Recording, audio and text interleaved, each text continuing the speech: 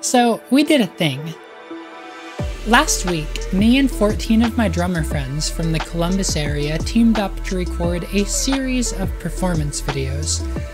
We each recorded our own interpretation of a piece that I wrote titled MESOSPHERIC ASCENT.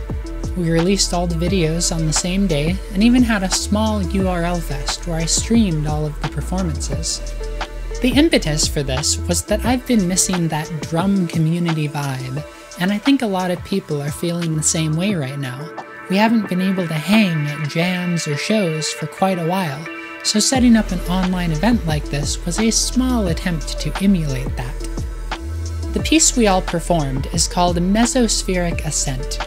It's a piece that I wrote for improvised drum set and programmed electronics, inspired by avant-garde and free jazz drum artists like Guillermo E. Brown and Greg Fox.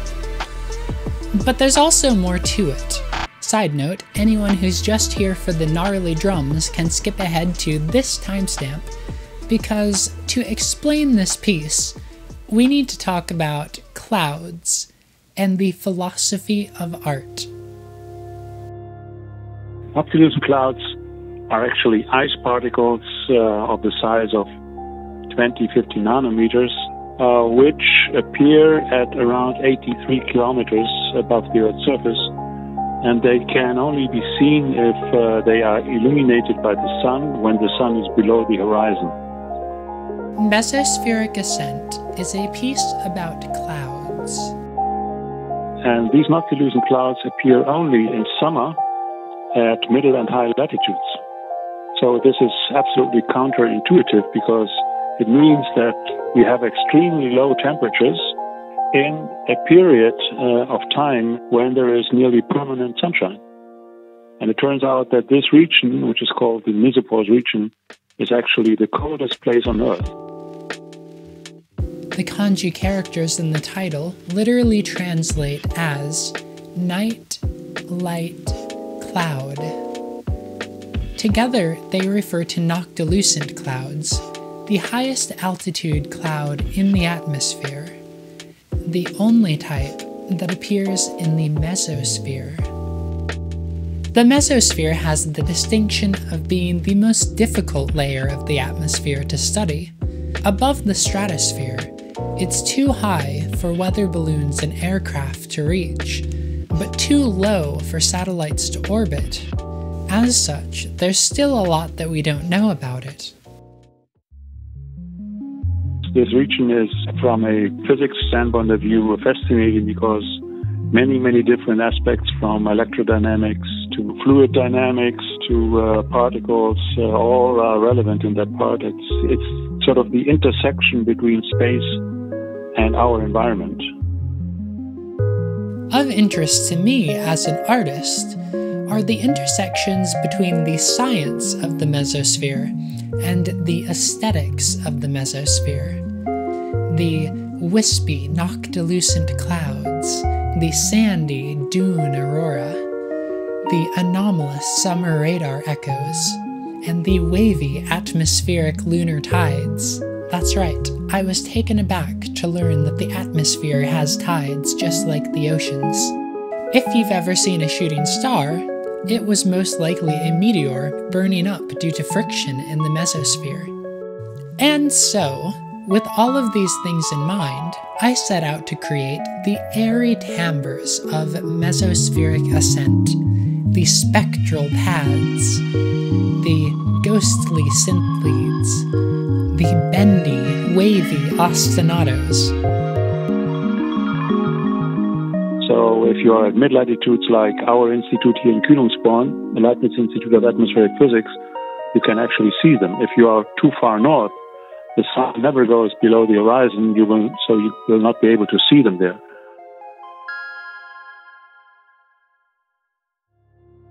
In 1934, Jimmy Lunsford wrote a piece for his big band called Stratosphere.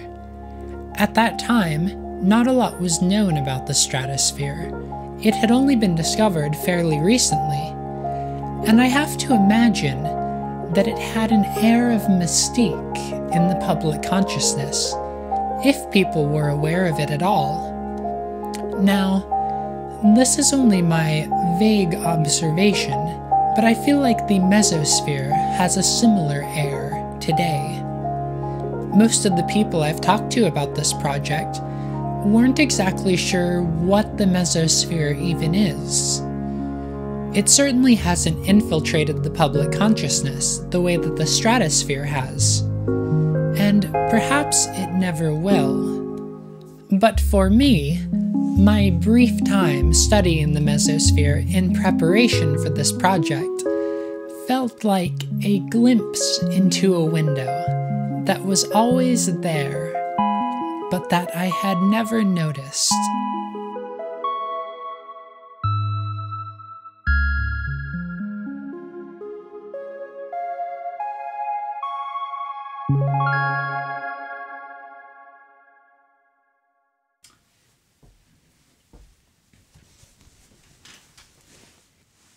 There's a thought experiment I think a lot about, relating to the philosophy of aesthetics.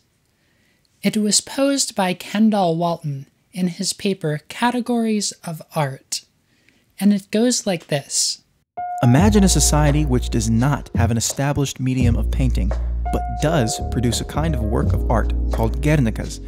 Guernicas are like versions of Picasso's Guernica, done in various bas relief dimensions. All of them are surfaces with the colors and shapes of Picasso's Guernica, but the surfaces are molded to protrude from the wall like relief maps of different kinds of terrain. Some Guernicas have rolling surfaces, others are sharp and jagged. Still, others contain several relatively flat planes at various angles to each other, and so forth. Picasso's Guernica would be counted as a Guernica in this society, a perfectly flat one. This would make for a profound difference between our aesthetic reaction to Guernica and theirs. It seems violent, dynamic, vital, disturbing to us.